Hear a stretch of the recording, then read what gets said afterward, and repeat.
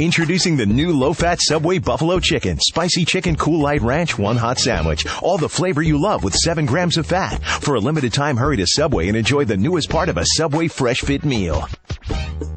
The BS Report is a free-flowing conversation that occasionally touches on mature subjects. First of all, This is the BS Report with Bill Simmons. it might be cool, I don't know. And if it's not, I don't The care. BS Report with Bill Simmons. Bill Simmons works for ESPN. He's also named the sports guy, and he writes a comical sports column. He must be a popular dude. The BS Report. It's got a real dirty sound, like a rusty steak knife cutting through a well-aged steak. Now. Here's Bill Simmons. Welcome to the BS Report on the Subway Fresh Take Hotline. Our old friend, the head writer of SNL, the host of Weekend Update, and a presenter at last week's ESPYS, which really moves to the top of his resume, Mr. Seth Meyers. What's happening? That's the Triple Crown now, I think. It really is. Yeah. Where do you put that? Do you put that first paragraph, second paragraph? It depends how long the first paragraph is, I guess. That's true. Yeah. What'd you think of your ESPYS experience? I have to say I enjoyed it a great deal. It was increased tenfold by doing it with Sandberg. Yeah. Like going through it with a friend was a lot better than I think just being randomly paired with somebody. Yeah, it's like going to basketball camp with a buddy when you're Yes. 13. Right, It's absolutely. feel better. If somebody to share the bunk bed with. Absolutely. The best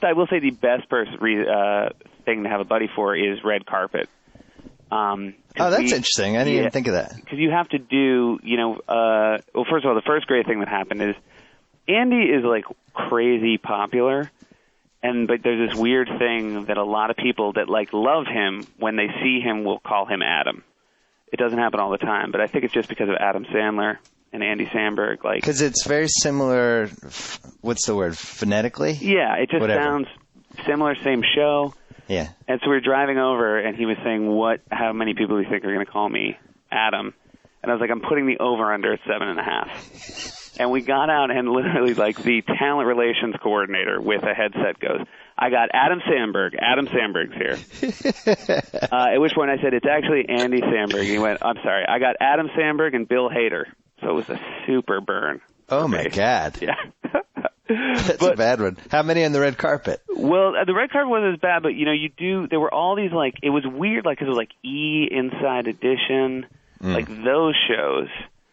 And it's really hard because you just get asked the same questions over and over again. What are the questions? Just like, hey, what can we expect tonight? And you're sort of like, I don't know. Nudity! Yeah, and they get too excited that it's comedy people after a night of athletes. Yeah. So they're already, like, laughing when you, like, walk up to interview, and you just you feel like the expectations are too high. Right. You didn't get interviewed by the sports soup guy, did you? I did not get interviewed by the sports. Yeah, he was there. Really? The sports soup guy? The sports soup guy was there. Yeah, that show has become strangely compelling to me. There's fake laughing on that show that is, it's indescribable. I actually recommend it. It's you can't look away. It's one of those. It's like the Jane Mansfield murder videos or whatever. Like you can't turn your head. Over gregarious fake laughing at everything. I actually think you should hire these guys for Weekend Update. That's how good they are. I'll get just to be the fake laughers for us. You could get some. Maybe you have like a fake laughing section. Yeah, it could be like the really section. You have 10 fake laughers who just say, "Oh, they're over the moon for every joke." It's unbelievable. I wish they were here right now. It's funny. It's like laughter is one of those things you can just always tell. There's no, like, a good fake laugher is very rare. You know what's funny? I was thinking about it. As I was listening to the sports soup guy's fake laugh. It took me until I was like 8 to realize that the Brady Bunch used a fake laugh track. Yeah. And the reason I realized it was because they had that one guy who had the fake laugh, and he was like, right. And it was like, it had this cadence to it, and it was really unique. And for years, I was like, wow, it's so weird that guy laughs the same every time. It's just bizarre. And then I finally realized, oh, wait a second. Yeah. I always thought when I was a kid, you think things like, oh, yeah, they tape every Brady Bunch in front of a live audience. Right. Like, you have no idea how it works. A live audience of like-minded people to yourself. Yeah. Live audiences with people who laugh the same at every joke. I will say, though, I've been on date? Have you ever been on a date where you are like fake laughing and then something happens where you genuinely laugh? I've had podcasts like that. Oh, thank you, Joe. Thank you, Joe Mead. Yeah, no, it is. So you're saying, what would that be called? What's that? I don't know. The genuine laugh after a series of fake laughs. It's self-outing your own laughter is. It's true. It's like you've exposed yourself. Yeah. All right, go back to the ESPYS. You're Shelley Levine. Go back to the ESPYS red carpet. I will say the best answer that no one will put on TV is that we were talking about how gigantic athletes are with I don't know, one of those entertainment shows, and this lady said, "Who's the biggest?" And Andy says, "Well, you always hear Milton Berle." See, that was a real laugh by me, not a fake one. We also, the whole time, the only thing we were getting, because we were getting nothing off the interviewers, and we were getting, but the cameramen seemed to be enjoying us. Right. And the sound guys. We kept doing the bit, because we were presenting Best Play, that we were, they were like, who do you think is going to win? We kept saying, like, Gods of Carnage. Maybe Billy Elliot. They don't get those jokes on the red carpet. They don't get those jokes. The good news is we were actually considering that at one point for our actual presentation at the ESPYs. How long did you take to come up with what you ended up doing? The funny thing was we kind of came up with the fire idea pretty early, and we ended up probably doing the version closest. The first version we wrote, which happens a lot at SNL, is the one we end up going with, but we kind of overthought it and tried a bunch of different things. We had one where, because he wasn't there, we could safely make jokes about him that was more jokey, but I think they were a little worried, as I was, that it would come off as a little mean. I just grabbed the SNL book while we were talking, and I went to the part about Alan Zweibel. Zweibel. Yeah. Who's a writer during the first couple years at SNL, and went in to see Milton Berle, and Milton Berle asks if would want to see his famous appendage. Yes.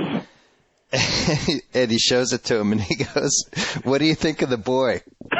That's what he said to him. That's a good yearbook quote. What do you think of the boy? Milton Berle, as he exposes himself to an SNL writer. But I always loved that. I told Lauren that as well, and Lauren said the same week, because I guess like Uncle Milty had it out all week. Yeah. And why not? Yeah. But Lauren came in and said that it was just Belushi and Berle in the room, and he had it out. Like, oh, no. And that's when you're like, what kind of show are we running? Belushi tried to smoke it. And that is a show they never rerun, that show. Supposedly one of the all-time train wrecks. I was fascinated because I finally broke down and bought the first four SNL years, which we've talked about in private, but I was going to bring up on this podcast. But they included the Milton Berle episode, which I was surprised. Yeah. Because he always said there were two shows that he would never rerun. Or maybe there was three. The one was Milton Berle, one was, I think, Frank Zappa, and one was Louise Lasser. Right. I guess those were the three worst shows of that era, and he just never wanted to show those again. But they're all on the disc. I think his, and we were talking about this, but his perspective with those discs is just to have them all, just to be complete. As a document. Yeah, I think, and to be honest, I think they sell like documents. Yeah. They're like what's the word I'm looking for? But like college books, you know what I mean? They're like, you want to have them on your your law books or something that you just want to be able to pull out. Look at I was waiting for the price to drop, and then finally it was like on. Thank God for Twitter, because they have the Amazon Gold Box deals. It was like 80% off or something. So I got them. I got them mostly for the music, but I didn't realize how, kind of fascinating the sketches would be 35 years after the fact. And just how different the comedy sensibility was. I mean, I always knew this, but it's just something I hadn't thought about in a while. There's a Coneheads thing where I think it's like the fourth season, very, very drug heavy. The humor, like very overt, not subtle at all. And in the Incredible Hulk sketch, which I love, like Belushi breaks out a joint, all the superheroes are smoking it. There's a Coneheads sketch where they're in a movie theater and Belushi's smoking and he gives pot to the Aykroyd Conehead, what was his name, Beldar? And Beldar comes back with like all this food. But I was kind of shocked that you could show that on TV. Like, can you imagine if you just, you guys are doing a sketch in 2010 and Sandberg pulls out a joint and you guys start smoking it, like it would cause a riot. You can't. I mean, that is. It's funny because this last year, and sort of with the digital shorts, sort of language has become an interesting thing on the show because we've been beeping a lot of things, right? Because they're not live, and our censors, as is their job, there's always a conversation about it, and in the end, I feel like language is really softened. Yes. But the one thing that is just you cannot get them off of is drug stuff. You cannot have anybody light a joint. And it was, back when they were doing Jarrett's Room, which was, I think, probably like the last sort of drug reference-y SNL sketch that had any sort of legs. Like, it was always an issue of, like, getting a mouth near a bong and stuff like that. Love that sketch. Now, I think it was one of those, like, if you're in the groove, it just hit home. Absolutely. I love that sketch as well. And it was, they really did, I think if you watch one after the other, there was, Gobi got crazier and crazier. Yeah. Yeah. Now, there was a lot of subtle stuff in there that you wouldn't pick up unless you were in the genre. I believe that was one of my few recurring characters was DJ Jonathan Feinstein in that sketch. That was a great name. You know what else was interesting? That you just pick up this stuff just watching 70s stuff. Like, in the superheroes sketch, which is you had a totally different reaction to that sketch because you couldn't believe that the characters from two separate factions would ever be in the same sketch. I just like Marvel and DC characters, and then there were a few that weren't even like what I consider superhero characters. Right. That's my level of nerditude. But Jane Curtin is like just puffing from a cigarette in it. Yeah. And even that, like, you can't really show anymore on TV. No. It's weird. Like, at Miami Vice, like, entire episodes were centered around Don Johnson dragging from a Marlboro Red. Yeah. And now it's like, I don't think it's kind of, I don't know if it's not allowed, but I mean, it's definitely frowned upon. The funny thing is, like, you do feel like fewer people smoke. So maybe that works, but I don't feel like fewer people are taking drugs. So it seems like drugs are so good that it doesn't matter if you put them on TV or not. Drugs are getting better and more active or more prevalent. Yeah. The other one, season 4 is really fascinating because I thought that was the best season, but it's also the season where Belushi he's kind of going off the deep end a little bit. Well, he's a complete cult personality at that point. Yeah, and he's not good anymore. He's really not. Like the superhero sketch is actually very good, and it's one of the few inspired moments he had. But he's really just kind of showing up at 11:29, and they're throwing coffee down his throat, so he's in decent shape. But there's a episode where Kate Jackson hosts, which they write about in both of the books. Like, they didn't want Belushi to go on, and the doctors were like, it's 50-50, he dies if he does the show. And Lauren was like, he's going on. And Belushi is in such bad shape during the show that you just can't believe it. Like, it's actually sad. It's like watching video of, not that he did drugs, but Julius Erving, like, just completely coked out, like, just wandering around in some 1978 NBA game. It's absolutely surreal.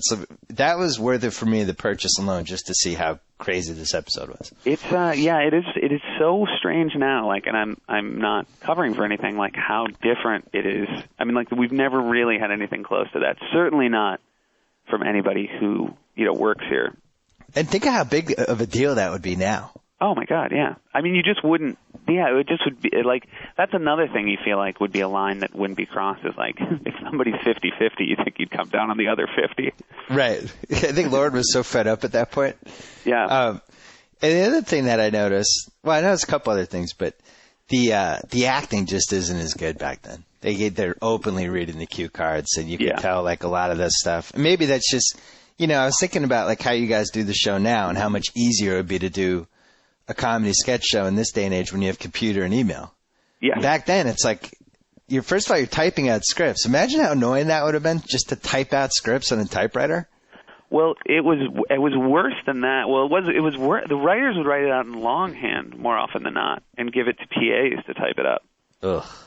And Jim Downey, the incredible, famous SNL writer, still writes on a legal pad. He's been here since the second year, and he'll write on a legal pad. He writes the sketches on a legal pad? He does, and he calls them in.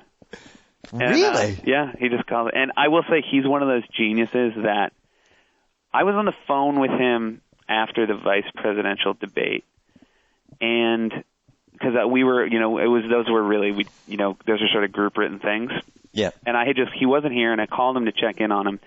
And he really, 5 minutes after the debate ended, was like, I don't have anything. I thought it was pretty boring. I mean, the one thing was just, and he did the run, which is probably one of my favorite runs of the year, which was Joe Biden talking about Scranton. Yep.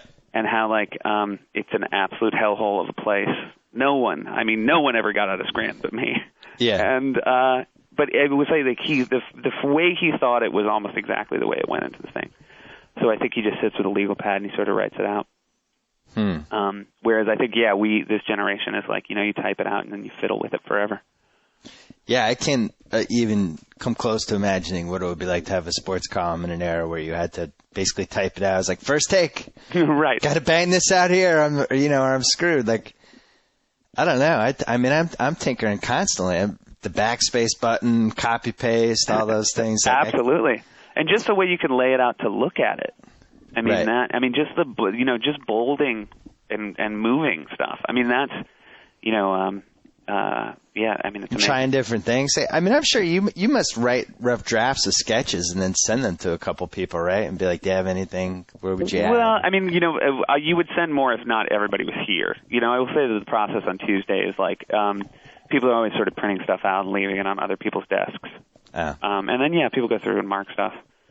The other thing that was crazy to me from those late 70s things was they had, but they had this, Buck Henry played this character called Uncle Roy. Yes.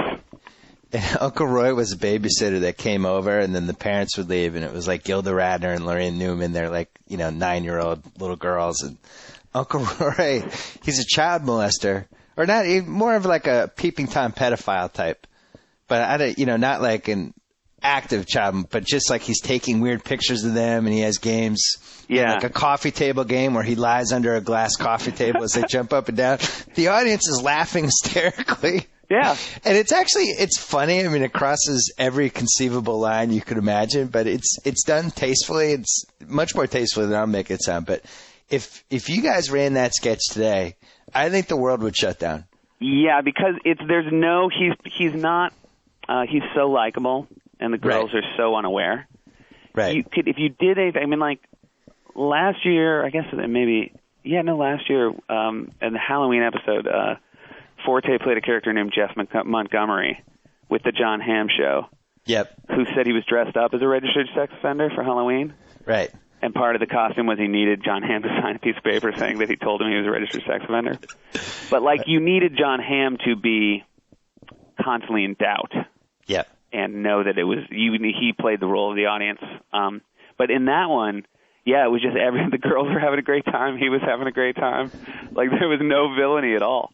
And the parents come back and they're like, what would we do without you? And Buck Henry looks at the camera and he goes, there's more of us than you think. Or it's making some sweeping generalization of child molesters.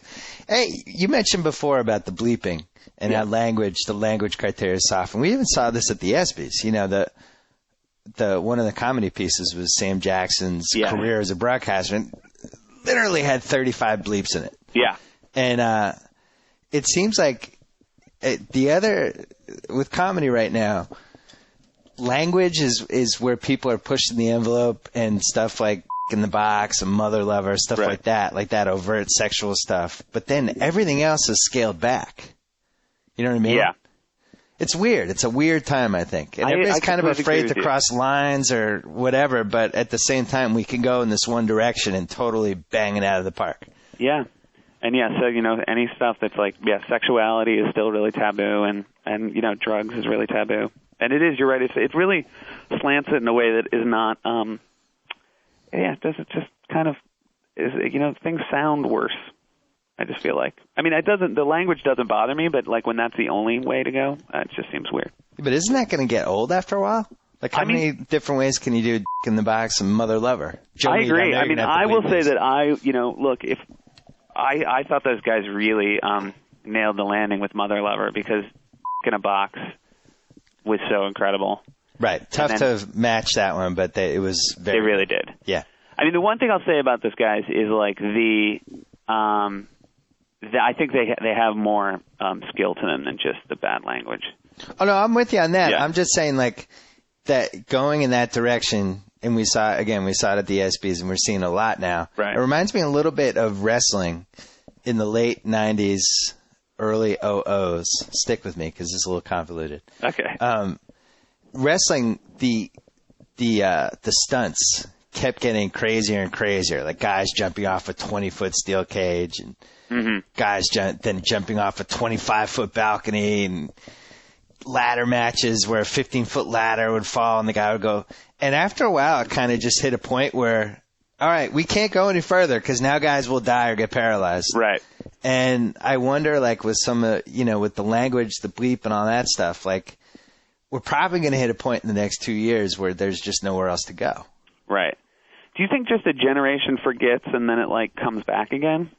I mean, it seems like, like action movies kind of got, like, super extreme and then, like, less so, and now I feel like they're as crazier than as ever.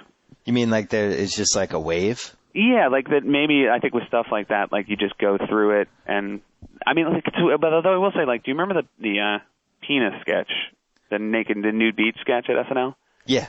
I mean, what's that, like, was that me, like, 89, 90, like around there? Is that? Yeah, that's when the show was kind of pushing the envelope a little bit with that stuff. Right, and now that seems super tame. Yeah. So I don't know how much untamer can we get, I wonder. Yeah. I don't know, but, like, I gotta say, like, the one thing I'll say about bad language in movies, like, just when people sort of, like, curse more in sort of the R-rated movies, that is how people talk. Right. Like, so that I actually think is, like, like, obviously, like, Mother Lover and in a box are for extreme effect. They're almost like shock value. Yeah. Whereas, like, in movies, it doesn't bother me when people curse because that I feel like was always silly. I've noticed just in general that there seems to be more bleeping on all the shows I watch. Absolutely. Especially on, like, the MTV shows. It's just constant now. It's just bleep, bleep, bleep, bleep, bleep, bleep, bleep. And, well, almost all comedy shows that aren't, live do it. And again, when, like I said, and I'm not saying we're any better, any element we have that isn't live, we take advantage of it as well. Yeah, because it's almost like you have so few places to take advantage that why not? I don't know if you and I were talking about this, or it might have been our friend Neil Brennan or somebody, but just like when people say freaking, like that is the worst of all worlds. Like when people say a word that is like standing in for the swear word. I have to do that in my columns with F-in and F. Right. And I would never say those words in real life. And in fact, I probably swear a little too much to my detriment as a human being. But, effing. I would never say effing. And that's what, we have a lot of like that turns up in sketches. I never love that. Right. You got to be freaking kidding me, or like, F you. Like, I'm just like, why are we doing that? Corolla has, after being on the radio for so many years, has mastered a way to use all these code words for the swears he wants to say. Uh-huh. It's kind of mesmerizing. It's like how people can text, but in these weird little abbreviations, and you can understand everything. Well, I can't, but Corolla, just in the stream of consciousness, can now say these words like BS, a-hole, all these different, a little more graphic. I can't go there, but can get away with this now, and it's almost like a talent. But it's that weird thing of like, if you have children, I do. But like the thing of like, is it, are you going to say like that's a swear word, but like you're good with freaking? Like I don't, like if it means the same thing, that to me is just that weird thing of like. The funny thing is when like our daughter's 4, they hit a stage where they become the obscenity police. Right. Because you've trained them that these words are bad, but then when you accidentally say them, your police cop daughter or son comes in, hey, that's a bad word. Right. What are you doing? It's like, hey, sorry about that. I like that children are the most like liberals. Because like they don't know yet like the real politic of like that you have the power and you can say whatever you want. But they're like, but that's not fair. Right. Like, I let out, like, 5 F-bombs yesterday as Clay Buchholz was completely self-destructing in Texas. And got scolded, admonished by my daughter. I'm like, you don't understand, Clay Buchholz. He's melting down. We're trying to trade him for Victor Martinez. He had a 1,000-yard stare in that inning. listen. In my opinion, these things are pretty evident. Like I think I called it the Darko corollary because Darko Milicic to me is the ultimate example. Like you can talk about a guy's talent and his tools, all that stuff, but you're gonna have to show it at some point. Right. You're gonna have to come through in a moment like yesterday when things start to go wrong. You're in Texas. It's hot out. They have a good team. The crowd's into it. You got to, show something. And he just, except for the no-hitter, which maybe was one of the worst things that happened to him, he doesn't seem to have that. And I'm sure you probably have that with people you've worked with in the comedy world. Absolutely. Anyone can be funny in a room with 5 people, but when you got it on stage, you got to, come through or it's not going to happen. Yeah. Or there's just, there are, some of the funniest people I know now who are hugely successful. They'll talk about their SNL audition and just how it kind of just did not go right. Partly because they probably choked, right? Yeah, I think that or made bad decisions, right? On what to do. I mean, that is the key to the SNL audition isn't just what you do, but I'm sorry, not how you do it, but also what you chose to do because so much of this show is self-generated. Explain to the listeners what happens on that SNL audition because I think it just sounds really traumatic. Well, now in my position, I've been on both sides of it, obviously, and about anywhere from 10 to 20 people will come in, hopefully closer to 10 because it is rougher for sort of the second half of the people. You feel like because it's a long day, right? But you sort of you go and the hardest part is you perform on the SNL stage, the monologue spot. Really? I didn't know that. Yeah. So we all sort of pile into 8H and it is like an audition scene in a movie in that there's probably about 8 of us sitting behind a long table. And we film it, so they have to go up and stay, and there's monitors. So you go up and sort of stand on stage and then, get a go sign from stage manager and perform sort of anywhere from 5 to 8 minutes of material that you've written for yourself. So you're sitting in the stands like Bob Fosse casting all that jazz or something? Absolutely. A stack of headshots in front of me. Stroking your goatee? Yes, a lot of stroking my goatee. Wearing a tight black T-shirt? What I do, because I was on the other side of it, and I remember that sort of fear so well, is I have the biggest smile on my face the whole time. I'm just if this person can see me, I want them to see somebody who is having a good time. Funny, ironically enough, you did that at the ESPYS as well. I did do that at the ESPYS. Hey, Sam Jackson, don't worry about the teleprompter. It's all good. They'll save it in editing. I will say, though, that is why Sam Jackson is a perfect host for the ESPYs. Because he doesn't, I feel like a comedian might melt down.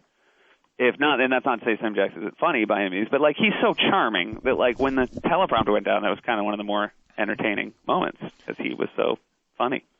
Yeah, he handled it, although it did suck the energy out of the. It did. I mean, off the top. Yeah, it wasn't a good way to start the show. But I feel like we haven't told people our powerhouse row because it was Andy and myself, and then our friend Rashida Jones, and then you and the sports gal were right next to us in the row with the ESPYs. And the weirdest thing, as I told you, was Rashida Jones's mother was Peggy Lipton. Right. Or is Peggy Lipton. I don't know why I use past tense. But I'm a little older than you. My first favorite show was The Mod Squad. The first girl I think I ever had a crush on was Peggy Lipton. And also that show had the first black person I ever had a crush on, Link. The guy who played Link. It was the coolest guy I knew was Link. And that eventually paved the way for me giving myself a Muslim name when I was 6. Which is absolutely true, and I had to go see a special teacher. But it was just weird to me that I was sitting next to Peggy Lipton's daughter at the ESPYs. I couldn't get over it, and I was terrified to talk to her. I didn't. A couple of things. That's too bad. I feel like I should have facilitated that. I will say I've met Peggy, who is still gorgeous to this day. She was beautiful. It's actually it's weird that her career wasn't more famous or more. I don't know. I don't know what was really why her career wasn't better, but Farrah Fawcett's career went to where it went. You know what I mean? Yeah. It seems like it's so random at that level. It is random at that level. The other thing I felt bad about, and I wish if I could relive the ESPYs, was when Rashida got up to present.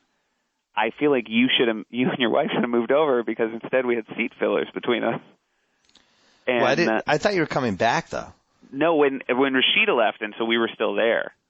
Oh, yeah. I see what you mean. And, The seat filler thing, to me, is the greatest thing about going to any award show. I am actually more interested in the whole seat filler, the person who's in charge of the seat fillers themselves. Much more interesting to me than the award show. It is fascinating because the two guys that got sat next to us, the guy who was sitting next to me, the second he sat down, wanted to say hello. Right. And clearly they are instructed not to.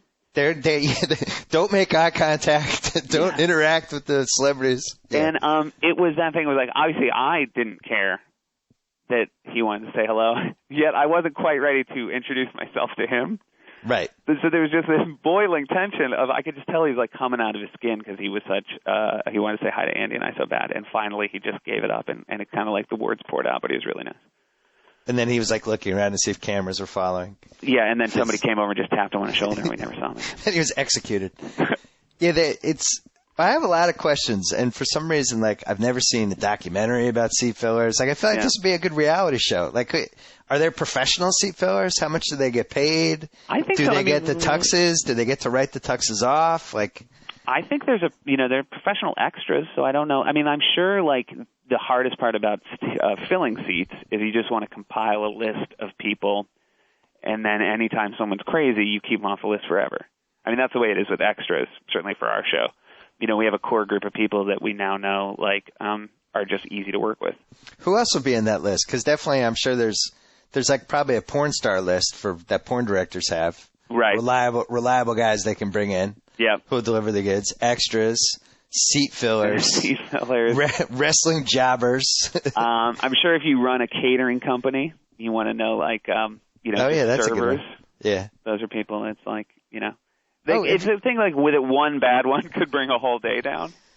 Yeah, well, or what if, it's not like there's a huge degree of difficulty in being a seat filler. So what if you had somebody who like brought a flask and got like pretty drunk and disrupted the show somehow? I'm amazed that hasn't happened.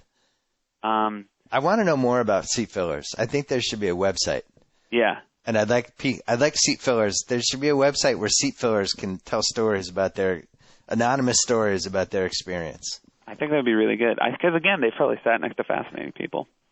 Well, apparently there was a fight that I don't know if you saw, but there was a Victoria's Secret model sitting in the row in front of you who was gorgeous. I don't remember her name. I should remember her name.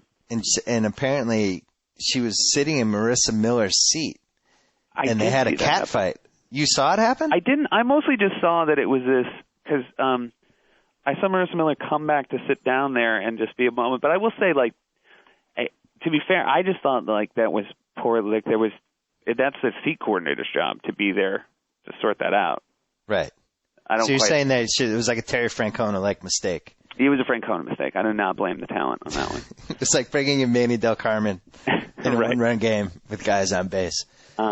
It did not seem like a terrible cat fight to me unless something happened later. It seemed like maybe it was overrated because I was thinking if that was kind of a cat fight, like one of those Linda Evans, Joan Collins type cat fights, and I missed it and I had been sitting right there, that would have been devastated. Yeah, because you were right there. I was right there. When am I going to see a better cat fight than Marissa Miller and the Victoria's Secret model? Yeah. It's like that's like Jordan and LeBron getting in a fist fight or something. We should point out now to your listeners, for all like sort of the hot ladies there, the lady that I was most excited to meet at the ESPYS was Condoleezza Rice. Just because I figured, when am I going to meet her again? Very attractive. Yeah, great. Super How old is she? I do not know. She's got to be over 50, right? Yeah. She's very attractive. It was. I love talking to people like that have been played because Janet Jackson played her on the show. Oh yeah. And so I introduced myself, and she was talking about it. Got to talk to her about that. It seems like she's kind of available now. Like you could probably get her now for a weekend update or something. I would love it. She's around. If she's presenting at the ESPYS, I would say she's available. She was presenting before us, and I was on the wings on her side, and she went out, and she has State Department Secret Service, which I realize is a difference now because I accidentally called them Secret Service, and that was corrected. But I was telling them that I've followed Condoleezza Rice so many times at different clubs. She's impossible to follow. She always steals my material. Did you ever have Ted Kennedy on the show? No, I don't know if Ted Kennedy ever appeared on the show. I watched Teddy in His Own Words, or whatever it was called, on the HBO show this week. And I mean, I've had this thought before, but it was reinforced by watching it. Like, if Chappaquiddick happened now, not going back to the world would stop joke, but literally, oh my God. Oh, yeah. This guy got reelected after Chappaquiddick. He ran for office, and they elected him again. It's unbelievable. Yeah. And they kind of gloss over it in the documentary for obvious reasons, because it's kind of a celebration of, it's like, it was a terrible mistake, and I can't explain what I did for those 8 hours. And it's like, 8 hours? Can you imagine? It's just my words, right? Nobody else's words? Right. Yeah, I'll do this. No follow-up words? I'll get a final edit, right? Yeah. It's just unbelievable. I feel like we've blown a lot of things out of proportion, but the Chappaquiddick thing is something that I could just see more of. I could watch a 4-hour Chappaquiddick documentary. It is the other thing, which is like there's nothing that can quite explain like just Boston politics more than that. Oh, it's beautiful. There's a lot of good Boston moments because, like, they have footage of him. The one time Boston and Massachusetts almost turned on him and kind of did a little bit was the busing thing in 1974. You see that video and you're like, man, no wonder the black athletes were terrified of playing in Boston for so many years. Because remember, there was that period in the 80s, 90s where like, hey, come on. We're very receptive to black people in Boston. We love Robert Parrish. Like that, we'd have usually say, but we treat Robert Parrish great. But you forget, like, this busing thing was truly horrible. Oh, I know. And that's what was fresh in the mind of basically every African-American athlete. It is. I mean, I got to say, it's like, and that's this Gates thing now, not to bring that up. Right. But you're like, come on, everybody. Yeah. You have to be a little more careful. Yeah. A little more careful. A little bit. So you didn't see the Teddy Kennedy thing? I haven't seen it yet. Did you see the Ted Williams thing yet? Because I haven't seen it. I did. Did you see that one? I haven't. Good? I have it on my TiVo. Really good. Not totally sure why they did it in 2009 in July. Right. The timing was weird to me. They were like, it's the 70th anniversary of his rookie year. It's like, wow. Yeah. That's your reason? It's the 70th anniversary of his rookie year? Oh, I was just thinking that. I think the people that run HBO Sports are old. And the last couple things they've done are like the 1960 U.S. Open, which was dreadful, and this Ted Williams thing, which was fantastic. Right. But I think that's their mindset. Like, what about Joe DiMaggio's 56-game hitting streak? Yeah. I mean, they must be tough for them to try to carve out their niche with you guys. Well, they have a good one coming up about Panama Brown loading the gloves and the guy, Louis Resti, beating the hell out of Billy Collins with loaded gloves and giving him brain damage. And that's a story that nobody really knows about, and it's an appalling story. So I think that one's coming out next month. That'll be good. But I wish they would do more of those, like stories that I don't know about. But wait, we had one more thing to talk about. Oh, we had two more things. The Red Sox. Yes. How you feeling? I'm down. I'm down in the dumps. I'm a little down in the dumps too. I think you've described this team very well as sort of each player on their own. You go, that's great, and then all together, you just it's hard to get excited. Yeah, I used the beautiful girls analogy. I thought that was a very good analogy. I thought it was a solid one. I thought it was one of my better convoluted pop culture analogies. I said that this Red Sox team is Tim Hutton's girlfriend in Beautiful Girls. It's a 7.5, solid 7.5 in every single category. And there's no like she has great boobs or wow, look at her legs. It's just 7.5 across the board. Right. And that's really it. It's been a boring season. It's so boring. I feel you're going to be shocked. I've been traveling a lot this summer. The reason I finally bought the package so late in the season, and the night I bought the package was Nomar's coming back, Nomar's return, because I didn't want to miss that. Right. And I think that because in a weird way, because again Nomar was before, obviously, the weight was lifted. And I did care about the team more. So in a weird way, to see Nomar was I just realized that passion for this team is kind of not quite the same. They showed the Bloody Sock game on ESPN Classic like 3 or 4 weeks ago, and watching the guys on that team and watching them celebrate. And yeah, obviously that team's going to mean more as the first Red Sox team that won in 86 years and all that stuff. But so many fun personalities in that team. And I don't want to sound like one of those guys who's like, I'd rather have a fun team than a team that won. But at the same time, it's kind of nice to have both. And when you have a $140 million payroll, it's pretty hard to really end up with a team that doesn't have anybody. I mean, Pedroia is fun. He's spunky. He's all that stuff. Euclid, he's definitely different. Ortiz is the big oversized guy who, But again, when he's, obviously it's been he's doing better, but with a struggling year, the fun big guy is less fun. And it's a little less fun when he's hitting 190. Yeah. And then, Beckett's perfectly fine. He's dominant at times. He's a big Texan. He'll throw at guys. I like him. It's not a compelling team. Yeah. It's weird. I mean, the hardest act to follow in the history of sports will be the 2004 Boston Red Sox. Right. Not only were they just this band of characters, but they did this thing that nobody thought they could do. I was watching. Well, they're congratulating each other for the Bloody Sock, and they showed Damon when he was like in full Jesus Christ mode. Yeah. They forget the guy really, literally looked like Jesus Christ. He was really like, "Hey guys, great game," and it's like, "Hey, thanks Jesus." But maybe we were just spoiled from that team. I do. I mean, because it's like, what if you might not from the rest of Major League Baseball be able to put together a team as much fun as that team. No. You mean you're saying if you used every other team in the league to try to put together a team like that? Yeah. I challenge you to take a $140 million payroll and build the most fun team you can build. Well, I have the Red Sox on and I have the Yankees on because I get the multiple TV thing. Right. The Yankees, and, please don't think you know me well to know about the Yankees. They have a lot of compelling people on the team. Yeah. There's a lot of storylines going on. Like A-Rod is very compelling. Mm-hmm. It's like he's in that weird, he's not using anymore. Did the steroids, was that responsible for all his stats? And he's like almost like a tragic figure too. And he's so strange in general. He's kind of compelling. They have Damon still. They have, Nick Swisher. He's like, he could host your show. No, he's great. Jabba's bizarre. Sabathia is giant fat guy who's somehow competent. Phil Hughes has turned into Mario and Rivera circa 96 all of a sudden. They still have Rivera coming out of the pen. Matsui, it's just fun to have like Matsui's porn collection. Guy. Yeah.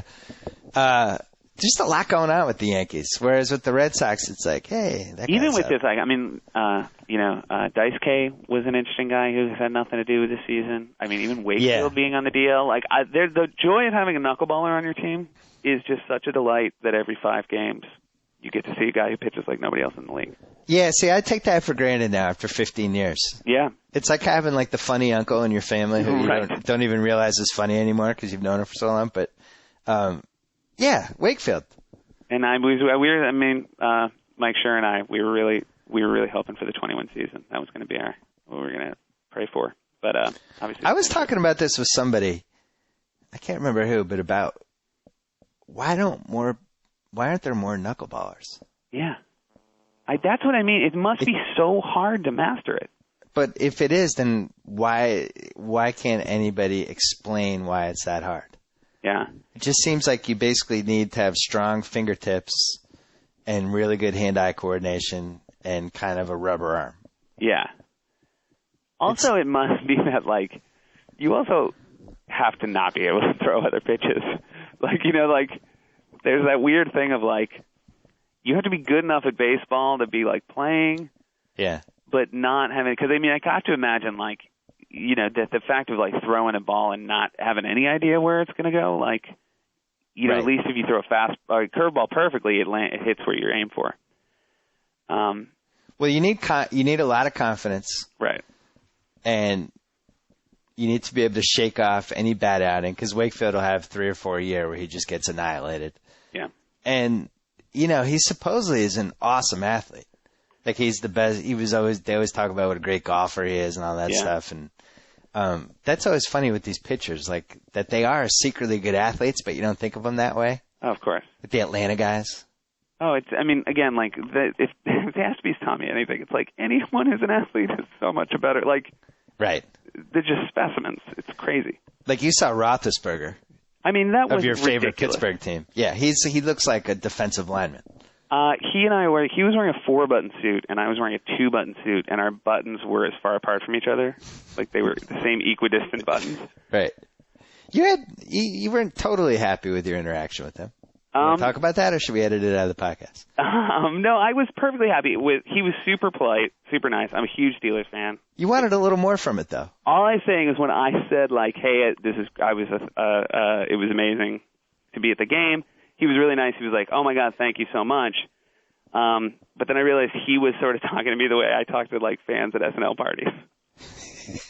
And I was like, I had this, like, through the looking glass moment of, like, oh, my goodness. Like when some drunk guy comes up to you at 2 a.m, I love Weekend Update, man. It's great. And I'm like, hey, thanks you so much. Thank you. Yeah. So you became that guy. Yeah, I was that guy. But I was, it was awesome. Awesome. He was super nice. Again, like when you say I wanted more from it, yeah, I wanted him to be like, oh, and I equally love you. Right. So, I love your show. I love your show. Oh my God, I listen to Weekend Update jokes to psych myself up before big games. Willie Parker and I watch it every Saturday night before our games. So yeah, I wanted more of it. My problem was not Ben Roethlisberger. My problem was my crazy high expectations. But you've just described basically any celebrity interaction you can ever have with somebody that you like. It'll never match up to what you thought it would be. No, I'm trying to think if there's any that I've had that are like, oh, that was fantastic. I think my greatest was Lenny Clark. Oh, really? Yeah, because I'd always liked Lenny Clark, and you always hope that people are as great as you think they are. I don't know. He's always kind of like that crazy Irish Catholic uncle you always wanted when you were in Massachusetts. And rode a bus with him, I think like in Vegas All-Star Weekend. We were in some sort of shuttle together, and he had the whole shuttle going for 15 minutes. It was just awesome. The other one that totally lived up, and I actually have a big footnote about this in my book, was the one, the only Mr. Tommy Heinsohn. Really? Who I met with my buddy Jacko at the Fours somewhere in the early mid-90s, and he had the scotch and seemed like he was in a good place for us to approach him. So we went up and we played the Holy Cross card because he went to Holy Cross, and we had like a 20-minute Holy Cross talk with him, and it was just, that's probably my number one. Yeah. You don't have a number one? I will. The thing that bore the most fruit is I did a Red Sox thing. I did like the welcome home lunch. I hosted it with Affleck in 2003. Right. And Damon came over afterwards and said he was a fan of the show, and we talked. We traded numbers. And then I was in Chicago that year, and I went to a Red Sox-White Sox game. I was with all my old college buddies because I went to school out there. And I just, like, at 10 o'clock at night, I, like, texted him. I was like, hey, I'm in Chicago. And we ended up meeting up with him, Dave Roberts, and one other dude, Ramon Vasquez. Is that a utility? Possible, yeah. Yeah. Who all super nice guys. And we had a great night, stayed out super late. And then Johnny had me write down my address for him on a cocktail napkin. And the night the Red Sox won the World Series, I came home to find an invitation to his wedding. And I went to his wedding. I think I told you that, right? I don't think I heard that story, but he ended up coming on though. He did come on. So that was I knew him at that point, and he came on, and we did an update thing together, which was really fun. I just thought of a Red Sox player that I actually get excited for when he's involved. So I don't want to completely besmirch the season. No. I love Daniel Bard. I'm excited when he comes in. Yeah, that's a great. Anytime he is in, I'm on the edge of my seat. And I'm not saying I need to be on the edge of my seat for 162 games, but he's the one guy that I'm like, oh, he's in. Yeah. Papelbon has just been excruciating.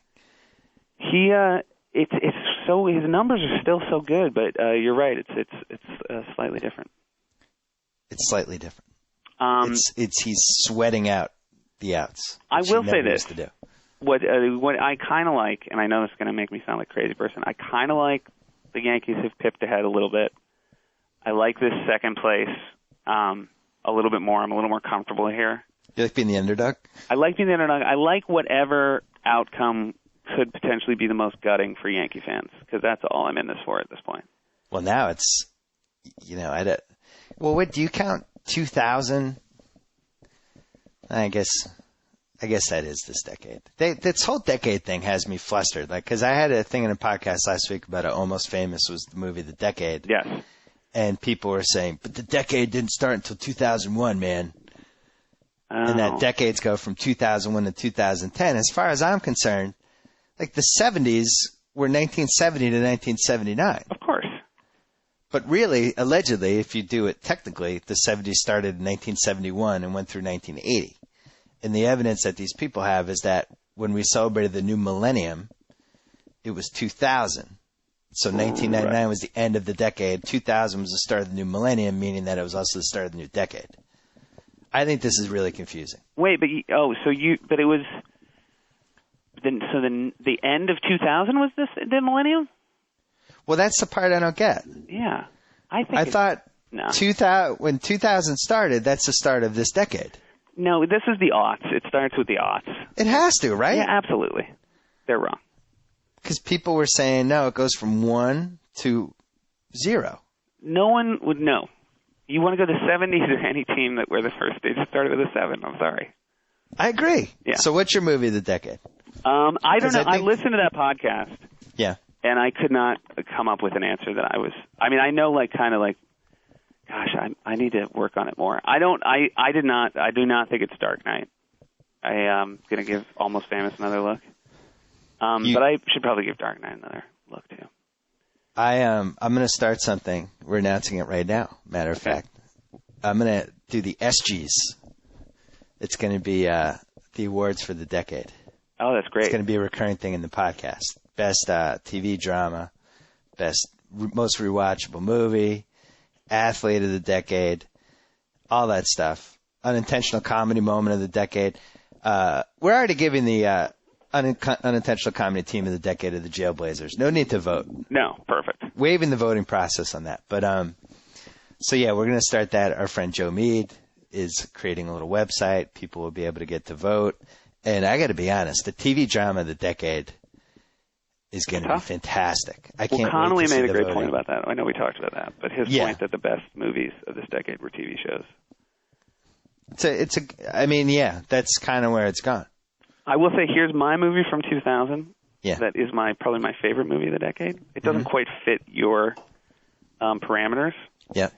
Sexy Beast. Really? Yeah. Love that movie. Wow. Rewatchable, though? I find it completely rewatchable. It's also like 90 minutes, which to me is fantastic. It's such a tight movie. Yeah, it's funny as we get older, like time length suddenly becomes one of the criteria for anything that's enjoyable. It's ridiculous. I can't believe, the difference between a movie being somebody would go, it's 90 minutes. I'll go, I might see that. Well, the Apatow movie is supposedly 140 minutes? Yeah, I hear that, but I also hear it's great. 140 minutes is a long time. It's a long time if you have kids. It's a long time in general. I really feel like that's the only reason I'm gravitated towards soccer, because other than the HD, I know when every soccer game's going to end. It's the best. It's 2 hours and I'm out. I watched Chelsea Inter Milan the other night, and I mean, it's a freaking exhibition game, or as the soccer fans call it, a friendly. Right. Which, but yeah, I watched the friendly and it was 2 hours, and I knew it was going to end at 10 o'clock West Coast time, and that was it. It was great. That's why in the cups, in the World Cup, or European Cup, when it goes to extra time, it's you're so not ready for it. It's like, what? Then they have no way of keeping track of it. Yeah, it might be 3 minutes, it might be 4. But even then, when it goes to the extra period, that if it's tied, yeah, that's such a crazy the drama is so increased because the games are always the exact amount of time. This to me is that this is my biggest issue with baseball, and I really feel like this is the reason why I don't watch any baseball games other than the Red Sox and, other games I'll have on, but I'm barely watching. But they just they just don't care about the length. They don't. And right. In this day and age, you just can't trot out 3.5 hour anythings and expect people under 20 to give a crap. I agree. I don't know how they solve it, but I know that they have not really given a crap. And I don't know why. Yeah, and that's what has become, like, I found what's changed with me in baseball is, like, I just get out of the flow of the game. Like, if I'm home, I, like, you know, kind of tune in and for, like, an inning or two. Right. But it's hard to, like, commit, you know, 3 hours a night. Well, it turns out to be something that you watch as you're doing other things. Right. So it kind of fits into the whole, I'm answering emails, and I'm doing this, and I'm also reading a magazine, and I'm also watching my daughter, and, you know, and the baseball game's on. But I don't know how you really, it just seems like baseball is heading toward, you have these hyper baseball fans that are on the web that follow the stats and they, you know, debate the minutia and all that stuff. Then you have the casual fans like us who have the game on and are watching it constantly and follow it and love it, but maybe don't get into the hyper stuff. And then I don't know if there's a third party anymore. Right. Who is the people who's like, oh, yeah, I watched the All-Star game last night. I don't really like baseball. Like that. I don't know if they're getting that person anymore. And it's the playoffs get worse every year with, you know, how hard they are to watch with just the time they're on. Because I was watching the old All-Star games last week. And man, like the 1975 All-Star game, boom, batter up, 3 pitches out. Next guy, boom, boom, boom. And it's like, yeah, this is nice pace here. I like this. All right, I'll let you go. Did we miss anything? I think we did great. When's the season start? September 17th is the first weekend update Thursday, and then the next, we got to talk. We got to briefly talk about this. We'll talk about it briefly. But you'll probably have me on right beforehand. No, we're doing but I'm weekend saying update Thursdays. You want to talk about? I'm worried about you. I think you're going to develop a cocaine problem. Oh well, all the best of them do. Night, you're doing 22 shows plus 9 Thursday update shows. That's what we're hearing now. I mean, everything's subject to change. Not to get all MLB on you, but but we're excited. With the first 3 we're doing is start September 17th. We're going to do 3 Thursday night updates. At the very least, you will become more addicted to coffee or Red Bull or something. Absolutely. I don't see how you get through that. And plus, 2009, not a political year. Nope. Not even congressional elections. You're going to need some help from Miss Sarah Palin. Yep. You're going to need some sort of something, some sort of celebrity thing. Away. But it'll be fun. In the end, we can always fall back on silliness. Oh, that's true. And, with sort of weekend update features, that is kind of like I've always been sort of my favorite part of the show, what people do with the features.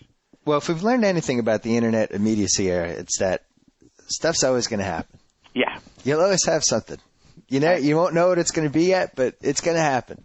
This summer more than ever was a summer where we were bummed out we weren't on. I mean, there was a lot of really with as much sort of gloom and doom and the economy and that sort of stuff.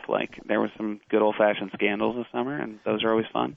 I didn't even think of, that's kind of unfair that the Michael Jackson thing happened when it happened for you guys. Yeah, it would have been interesting. In a weird way, probably for the best. I mean, I think for us, it would have been about the coverage.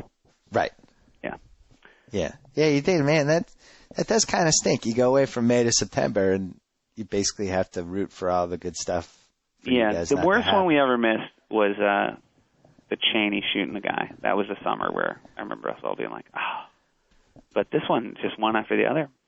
Well, I remember when the OJ trial happened, or not the OJ, the whole thing in '94. Yeah. And by the time SNL came back on, it was kind of beating the ground a little bit, but they had to do it anyway, and it just didn't seem fresh anymore, and they just had kind of missed their window. It is really telling when something happens. Even 3 weeks before we come back, you think it'll still be fresh. Yeah.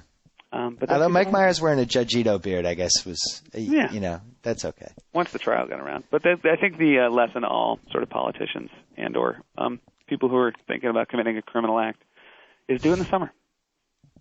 That's true. Or do it right after a mega tragedy. Yeah, exactly. Easy. The people like Roddy Piper had a DUI right after Michael Jackson died, and it was nobody even knew about it. Yeah. Just kind of snuck under the radar. In fact, I feel bad that I just outed him. Exactly. All right, we'll talk to you when the season gets closer. Seth Meyers. All right, thanks, buddy. On the Subway Fresh Take Hotline. Thank you. So I get to sign off. Whoa! Thank you for downloading the BS Report with Bill Simmons. Too much fun. Check out more podcasts at the iTunes Music Store or at Podcenter at ESPNRadio.com. Peace out. You laughed, you cried, you turned up the sound repeatedly, and now it's all over. Thus concludes another installment of the BS Report.